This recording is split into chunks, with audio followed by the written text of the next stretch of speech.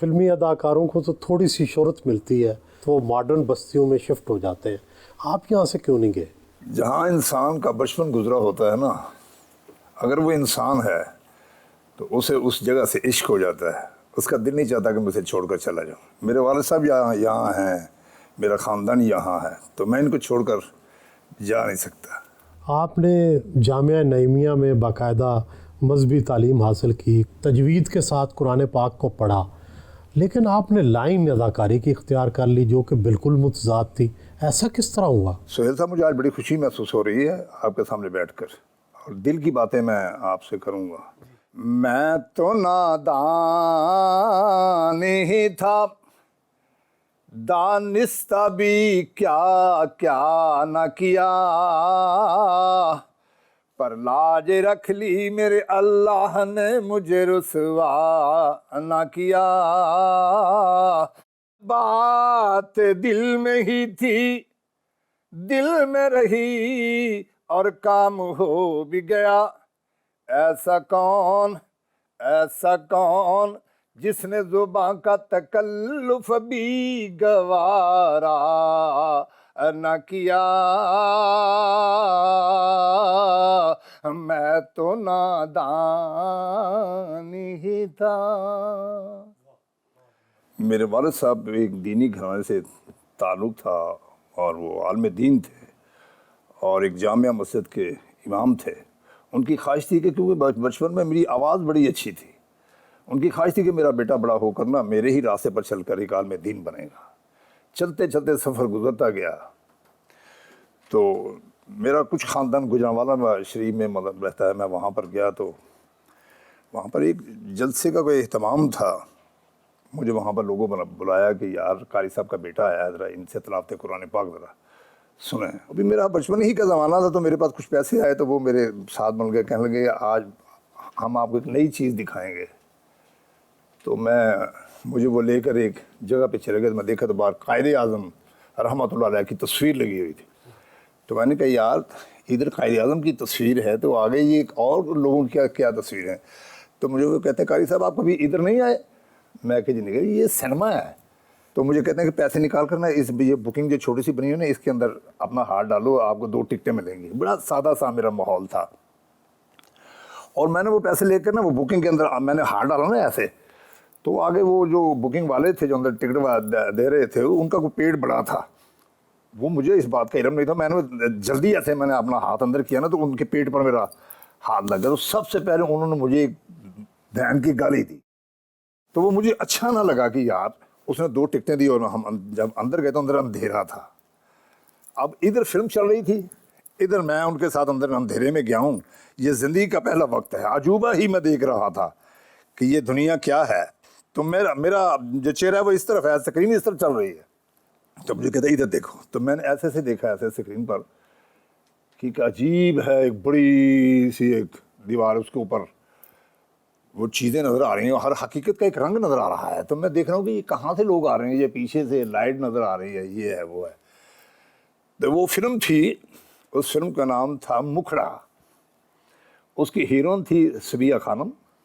تو بیٹھے بیٹھے دیکھتا میں کبھی ان کی طرف دیکھتا، کبھی میں دنیا کی طرف دیکھتا کہ دنیا بھی بیٹھی ہوئی ہے۔ جب یہ گانا آیا نا، میرا دل چنا کچ دا کھڈاونا تے ویکھی نہ توڑنا دویں، تو ہلکا سا اندر نا ایک کھرچی سی ایک محسوس ہوئی۔ دوسرا گانا اس کا آیا، دلا ٹھہر جا یار دا نظارہ لین دے۔ تو میں سوچنے لگا، آخر فلم چلتی رہی، ہم بیٹھے رہے، لیکن ایک سکتا سا تاریخ میری جگہ زندگی میں پہلی بار میں نے دیکھا، اور لوگ لائٹ بلی، لوگ باہر نکلنا شروع ہو گئے۔ تو میں نے ان سے کہا، اپنے کزن سے میں نے کہا اسلم میں جب آؤں گا نا تو جلسے سے مجھے کافی پیسے ملتے ہیں، محفلوں سے نا مجھے کافی پیسے ملتے ہیں۔ مجھے نہیں پتا تھا کہ یہ صرف یہ لاہور میں بھی ہے، یہ دنیا کے ہر خطے میں، مجھے اس بات کا بالکل علم نہیں تھا، میں بالکل بھولا تھا۔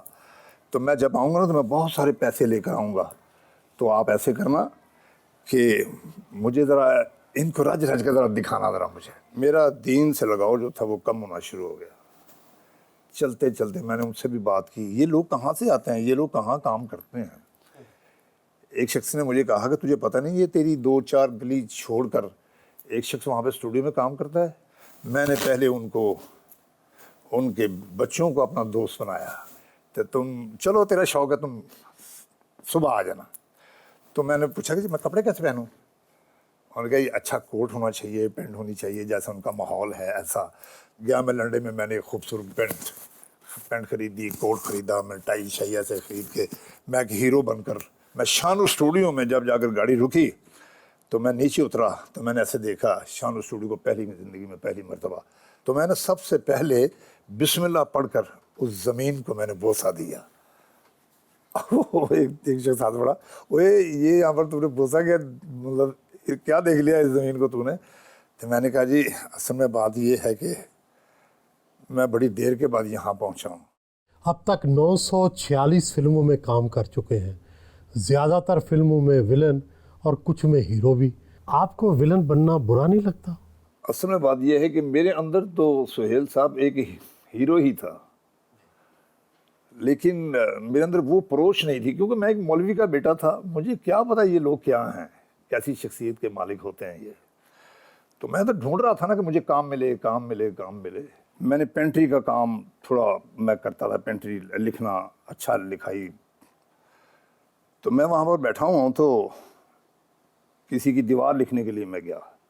شاید آپ نے نام سنا ہو بڈھا گجر پروڈکشنز. ادھر میں بیٹھا ہوا ہوں تو مجھے کہتے کہ یار وہ پینٹر. میں کہا ہاں جی. اور چیمیاں اگر آپ ایسے ڈاکٹر کے کول میں جانا تو چل میرے نال. وہ ان کی میں جیپ پر بیٹھ کر تو وہاں پر ان کے ساتھ چلا گیا. وہ تھوڑا سا لنگڑا کر چلتے تھے, ہاتھ میں لاٹھی ان کی ہوتی تھی. تو جب ہم ڈاکٹر کے پاس پہنچے نا تو وہ کہنے لگے یار اب کتنی دیر لگے گی میری اس ٹانگ کو. تو اس نے ایسے دکھا کر نا تو وہ مجھے ڈاکٹر نا میری طرف ڈاکٹر نے دیکھا ایسے, کہنے لگا جوئی صاحب اگر آپ ٹھیک ہونا چاہتے ہیں نا تو 2 لڑکے آپ کے پاس ایسے ہونے چاہیے.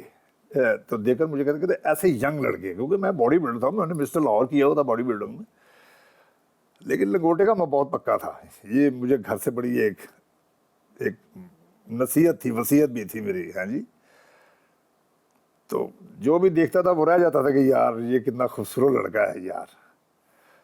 تو وہ ڈاکٹر نے مجھے ایسے دیکھا نا تو وہ دیکھ کے کہتا ہے کہ یا تو پھر اس جیسے 2 لڑکے ہونے چاہیے جو آپ کی اس ٹانگ کی مالش کریں.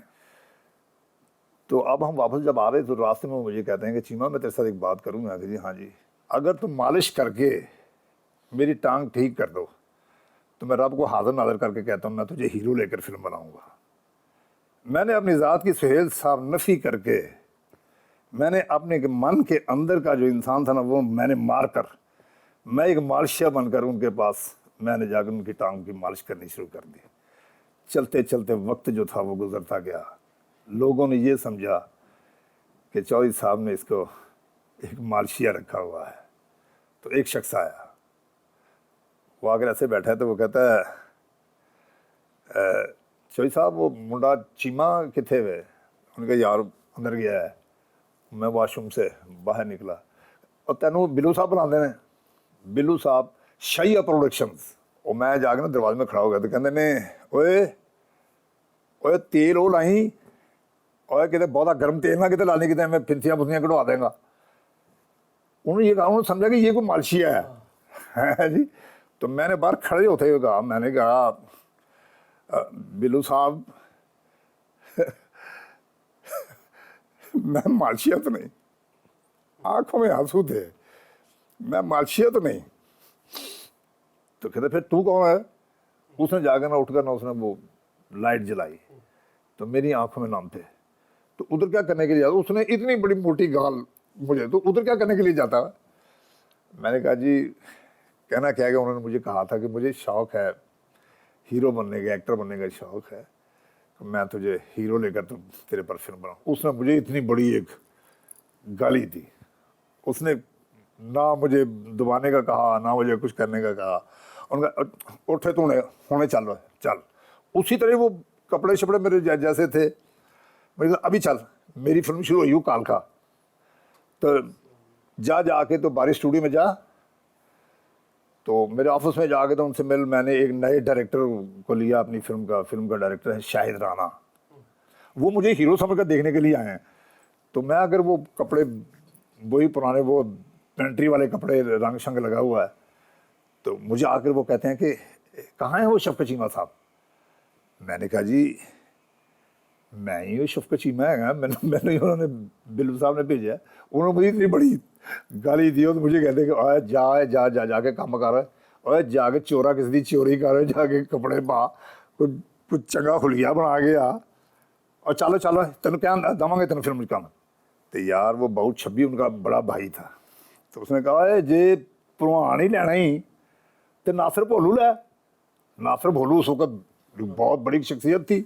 اب جب ناصر بھولو سائڈ پر آئے نا تو میں دیکھ رہا ہوں ایسے, تو میرے ذہن میں ہے کہ یار اس کی جگہ مجھے لینا تھا, میں دیکھوں گا کیسا بولتا ہے ہیرو. میں نہیں بولنا تھا تو آپ بول رہے, مطلب جو ان کی آواز تھی بچوں جیسی ان کی آواز تھی, لیکن وہ پہلوان تھا, ایک بڑا نام تھا اس کا ناصر بھولو کا, کوئی چھوٹا شخصیت کا مالک نہیں تھا. اس نے ایک بار کہا, دو بار کہا, چل چپ, میں نہیں کام کرتا. میں بھی دعا کرنا پہ گئی, یا اللہ کو بولے نہیں جاتے مینوں کہنے یہ کپڑے یہ پہن لو. ان کا نام بولا گا, اس نے منہ اتار کر ان کو دے دی. میں کہا یہ مجھے کہیں, اور بہت چھبی نے کہا کہ یار چھوڑو یار, تم لینا نا ہیرو لینا نا, میں ہیرو کوئی اور لے لیتا ہوں. انہوں نے کہا بہت چھبی جی تسی میری گل چ نہیں بولنا, میں شفقت چیمہ ولن بنا جی, آؤ میں تیرا منڈا دکھاواں ذرا. اور میں پیچھے کھڑا تھا, اور جا کے نہ کپڑے پا کے آتا ہوں. تو جب سیٹ پہ گیا تو وہاں پر انجمن بیگم سیٹ پر موجود تھے. کون کام, ان کا یار یہ لڑکا ہے آپ کے ساتھ. تو میں جب اس کے ساتھ کام کرنے لگا نا تو انجمن بیگم مجھے کہتی ہیں تیرے پاس کوئی کپڑے نہیں سلوائے. میں کہ جی نہیں میرے پاس. انہوں نے کہا یار جو تو مرضی پہن کے آ جانا. میں نے وہ بریک ریکسن پہنی یہاں پر. پھر میں مسٹر لاہور کی تیاری میں تھا.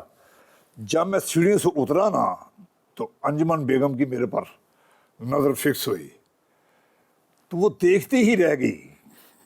اس نے جب دیکھا نا تو جب میں نے شاٹ دیا, پہلا میں نے شاٹ دیا, تو دیکھتے انجمن بیگم نے بڑی تالیاں شالیاں, وہ جو ڈریس میں نے پہنا تھا بڑا میرے سے انسپائریشن. تو والد صاحب نے مخالفت نہیں کی جب آپ فلموں میں گئے, اداکاری شروع کی؟ ہو آپ نے سہیل صاحب خوب میری نس کو چھیڑا ہے آپ نے. تو جب ان کو یہ پتہ چلا کہ یار میرا بیٹا کس طرف چل پڑا ہے, ہاں جی, تو آخر ایک دن میں نے باپ کو ہرا دیا. وہ کیسے ہارے؟ میں نے کہا جی آپ ایسے کریں, آپ کی اتنی بیٹیاں ہیں, آپ کی بڑی مہربانی, آپ سمجھیں کہ آپ کے گھر بیٹا پیدا ہی نہیں ہوا, آپ مجھے بیٹی سمجھ کر مجھے جہیز دے دیں. تو جہیز آپ نے مجھے کیا دینا ہے, ایک پلنگ بنا کر دے دو, 2 کرسیاں دی, 1 ٹیبل دی. اب میں نے صبح چلے جانا ہے. تو ہم رات کا ایک وقت ہے,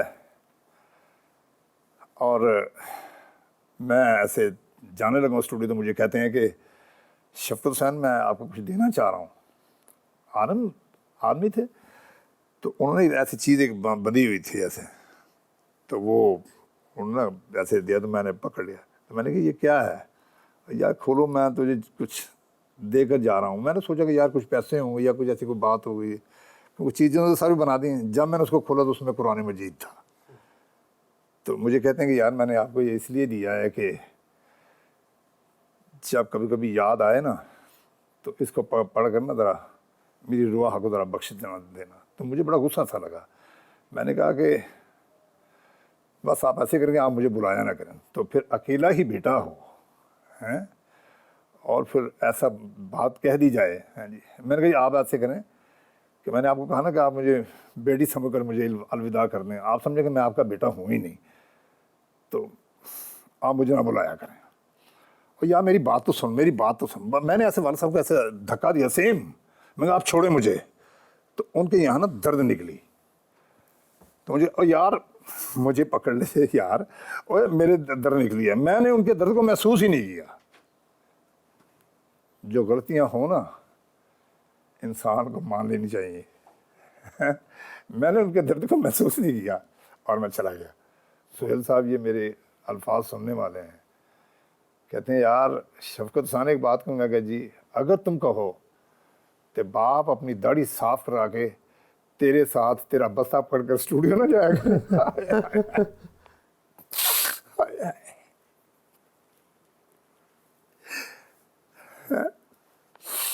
غیروں کو اپنا بنانا کوئی شفقت چیمہ سے سیکھے. اگر میرے بس میں ہو تو میں رب کے پاس سجدہ ان کو کروں. کیوں؟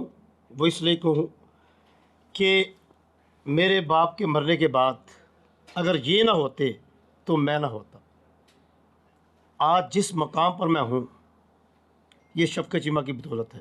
اللہ ان کو زندگی دے اور میری عمر بھی ان کو لگا دے. He is a legend actor of Pakistan industry, کیونکہ میں نے ان جیسا ایکٹر اور جو پیشنیٹ ایکٹر میں نے نہیں دیکھا. حالانکہ میں نے کافی ایکٹروں کے ساتھ کام بھی کیا. میری ریسنٹلی ایک فلم لگی تھی جیو سر اٹھا کے، اور بابر علی تھے جن میں، اور نیر جاز صاحب تھے.